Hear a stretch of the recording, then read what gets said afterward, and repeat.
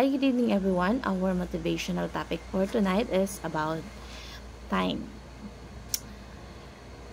Time, ito yung importanteng dapat natin kailangang i-manage kung paano natin i-consume, kung paano natin pag ito ay lumipas, kung hindi na natin ito maibabalik. Ito yung pinaka-importanting resources na meron ang isang tao, ang bawat isa sa atin. Kasi meron, pare-parehas tayo, merong 24 hours araw-araw. So kung hindi natin gagamitin to ng tama, maraming mga bagay na pina-priority tayo na wala namang kabuluhan. Marami tayong masasayang na oras. At kapag nasayang yan, hindi na natin yan kayang ibalik. Hindi na natin yan kayang balikan.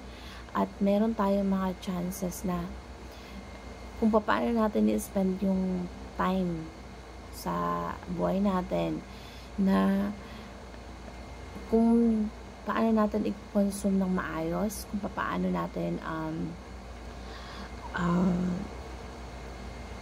gagawin ng tama, na kung paano natin i-manage yung time natin sa araw-araw.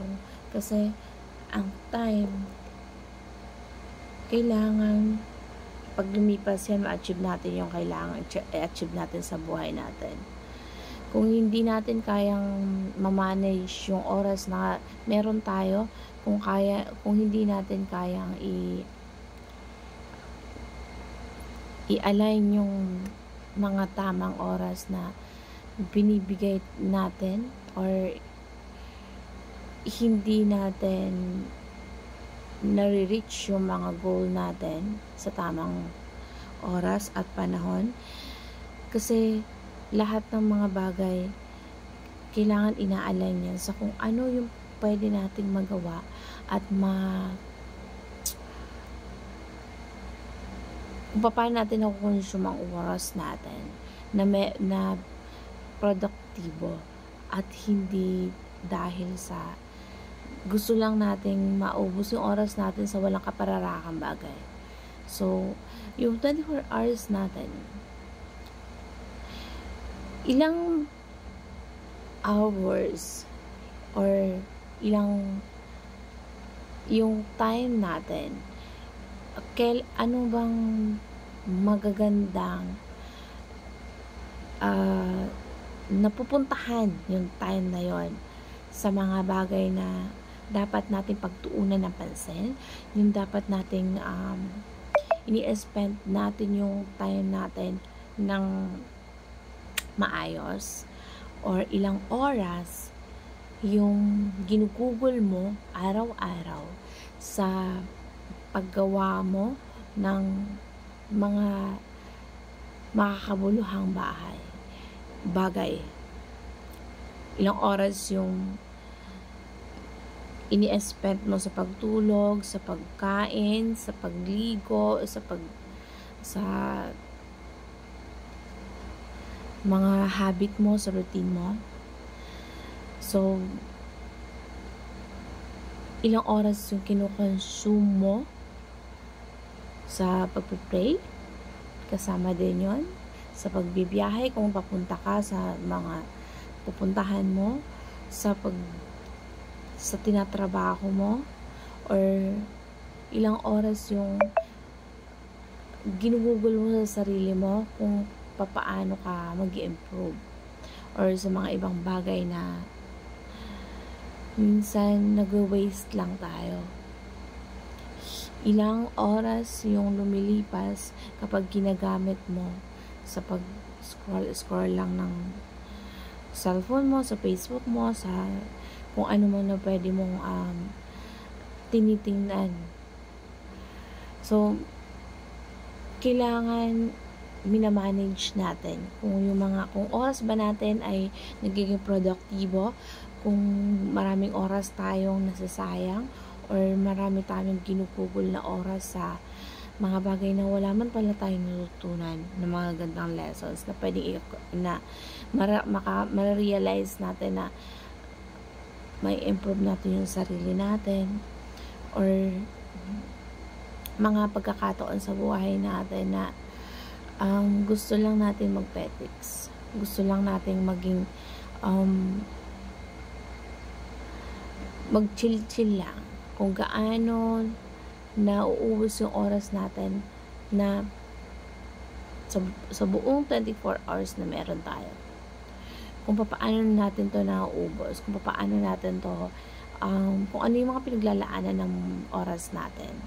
So, kailangan malaman natin kung ano yung mga interest natin, kung ano yung pwedeng makatulong sa atin, kung ano pinag-investa natin ng oras. So, kung ano yung gusto natin mangyari, nakadepende yan sa oras na inilalaan mo sa araw-araw. Kung nag-aaral ka ba, kung paano ka ma-develop yung sarili mo, paano magkaroon ng skills, kung paano ka magkaroon ng ma-improve yung sarili mo, kung paano maging successful person balang araw. So, kung i-google lang natin yung oras natin sa mga bagay na pwedeng makatulong sa atin, kung paano tayo ma-improve, kung paano tayo magkakaroon ng skills, ma-master natin yung mga bagay na kailangan nating i-master, at priority natin yung mga oras na magkakaroon ng impact sa sarili natin, na ma-improve natin yung sarili natin, kung makakapag-aral tayo, maging productive tayo, at paano natin na i-manage yung time na meron tayo sa araw-araw. Ito ba ay makakatulong sa atin in the future, or nagsasayang lang tayo ng oras, hindi natin nagagamit sa tamang dapat pinaggagamitan natin o pinaglalaanan natin ng oras sa buhay natin. So, tingnan natin sa sarili natin kung ano ba yung mas madami nating nakakonsume na oras, kung ito ba ay produktibo at nararapat na alisin na lang, na hindi naman kailangan yung mga habit natin na hindi natin hindi masyadong importante sa buhay natin at hindi makakatulong sa atin, kung ano yung tinitingnan natin para sa sarili natin in the future. So, manage your time, manage yourself, na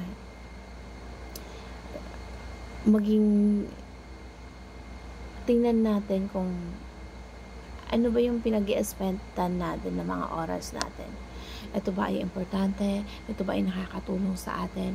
At ito ba ay makakatulong sa tinitingnan nating goal sa sarili natin? Yung paano ma-aim natin ang mga achievements na gusto natin maabot sa pamamagitan ng pagmamanage ng oras na meron tayo, kung saan natin to ini-invest at kung paano natin to ini-spend.